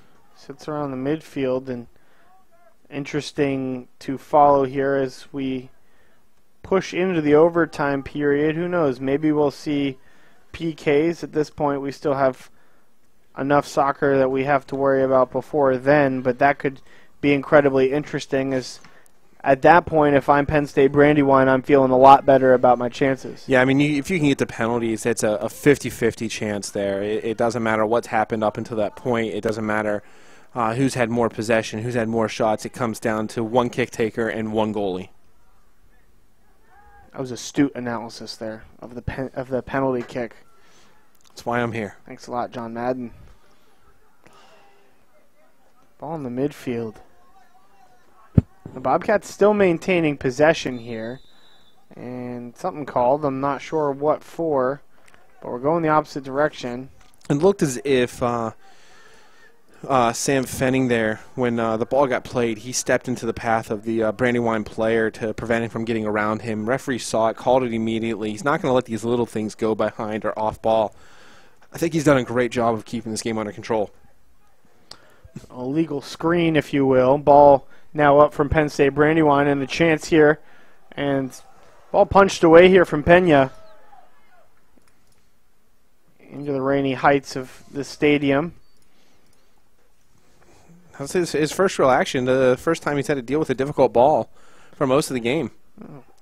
Old double-handed, double-fisted punch there.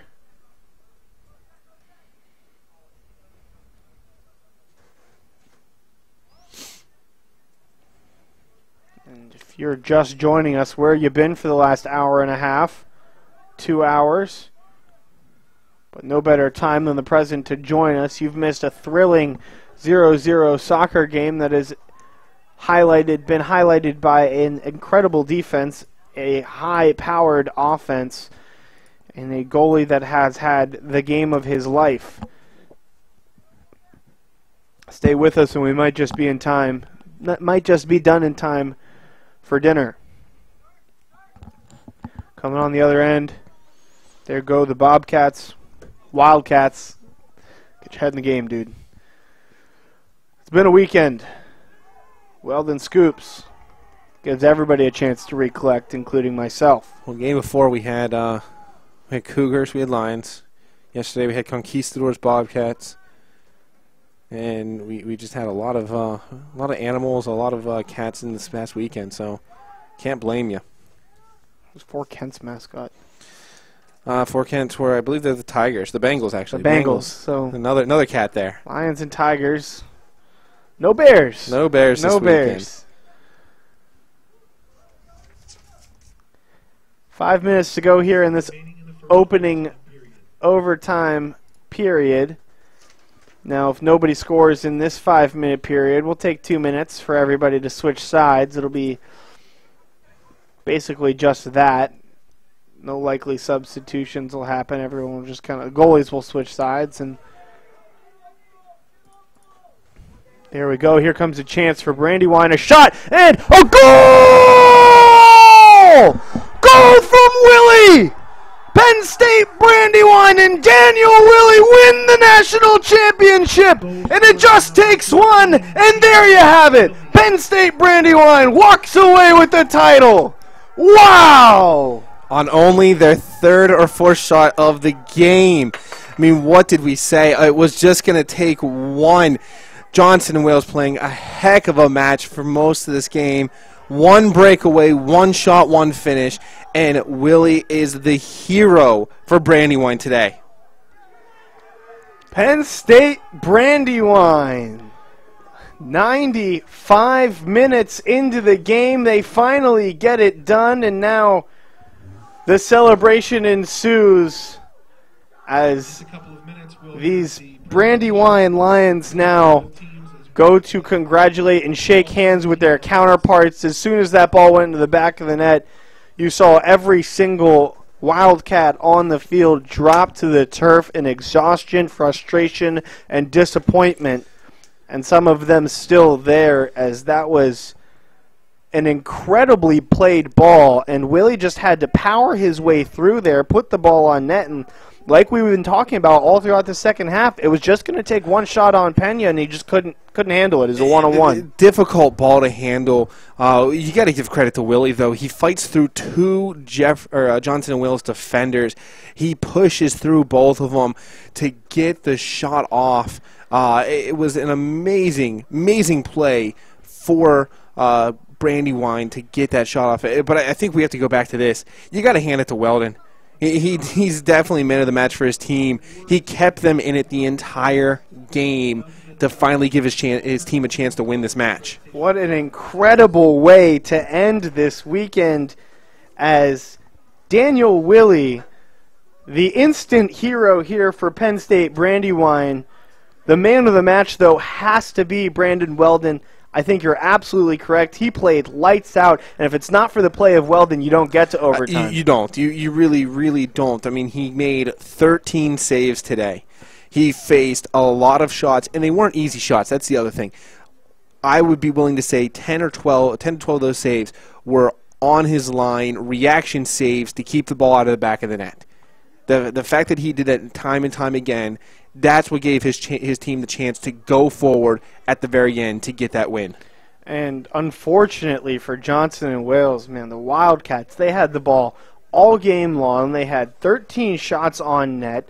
Every single one of them, by the way, was a difficult save. Absolutely, it seemed like. absolutely. It wasn't like the few saves Pena had. They were relatively just kind of give me saves. Well, I with think the exception of maybe one. I think that one right at the end of the at the beginning of overtime, where he had to come out and make that punch to push the ball out. That was really the first time he was truly tested all game. And I don't know if there was anything he could do to make a save on that last one, just because of the pace that Willie put on that ball.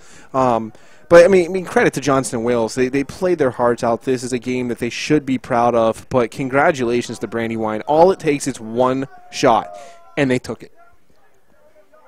Johnson and Wales definitely played the better game overall, but it's not about who plays the better game. It's about who scores the most goals. And today it took 95 minutes for us to get a singular goal, and it was quite the game today. Before we wrap up here and before we go ahead and call it a weekend, Hoover, final thoughts on today's game and the weekend of championships as a whole? I think the tournament has definitely progressed in the positive manner.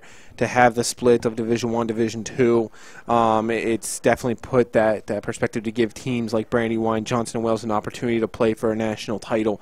Again, credit to Johnson & Wales, but congratulations to Penn State Brandywine taking home the first ever Division II USCAA national championship. And even after a dejected loss here, great sportsmanship here for them to shake hands and realize it's just a game. This is the best part, in my opinion, of the whole thing.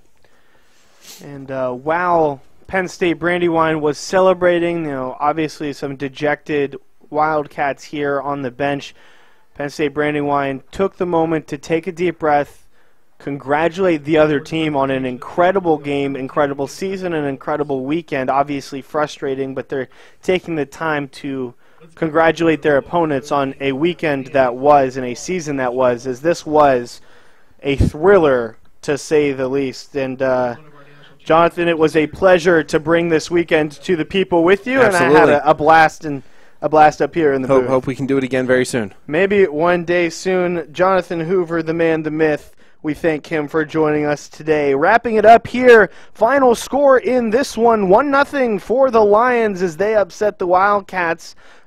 In an upset of sorts, it seems, as the Wildcats controlled possession through most of the game, and the hero at the end was Daniel Willie, the sophomore from Upper Darby, Pennsylvania.